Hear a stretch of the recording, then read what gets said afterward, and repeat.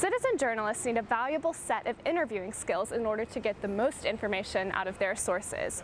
Judy Christie, veteran journalist of 25 years and current consultant for newsrooms across the country, has a strong set of interviewing skills. The Press for People team connected with Christie over Google Hangouts to discuss pro tips for interviewing. One of Christie's early interviewing experiences with Israeli military leader and politician Moshe Dayan taught her that a journalist's position in a room can make or break an interview. But it was Moshe Dayan, who was a very famous Israeli politician and soldier, kind of a statesman. Moshe Dayan lost an eye in about 1941 in Lebanon in a war, and he wore an eye patch. He was famous for that.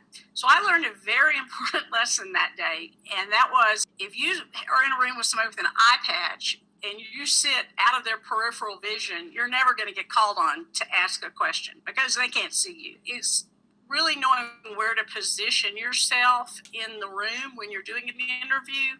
And if you walk into a room and there's a sofa and a couple of chairs in an office, it's knowing where to sit. So don't sit farthest from the person.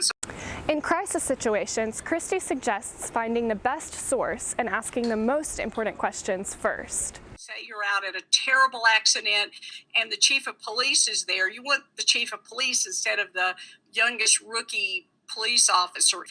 And then again, think if I can only ask one question, what's it going to be?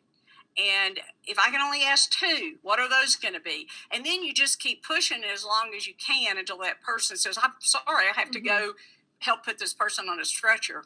Christie suggests following up with a source after an interview to ensure accuracy. I think you learn how precise words have to be, and if something seems a little off, you always confirm it. I like to call back or email and just say, hey, you mentioned this, and anything that rings a bell in your mind that's just a red flag, by all means, go back and clarify that. Let's quickly review Christie's tips. 1. Make sure your position in a room will allow you to get the most out of your interview. 2. Always prioritize your questions and seek out the best source first. 3. Follow up with your interviewee to clarify if you have any questions. And remember, always be accurate.